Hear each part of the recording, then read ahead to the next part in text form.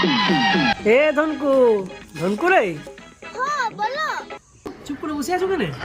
কথা বলাটা একটু কমাতে হবে গো কাকু। কেন, কি হলো নাকি? আর বলছো কেন? কদিন আগে মামা ঘর গেছিল।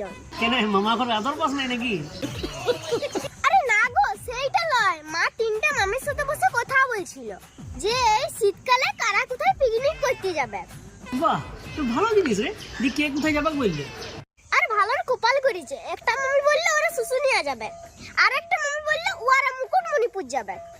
তো তোরা কি বললি, তোরা কোথায় যাবি? ওইখানেই তো গোলমালটা হয়েছে। মামিরা আমাকে জিজ্ঞাসা করেছে যে ধনু তোরা কোথায় যাবি। দি তুই কি বলিছু?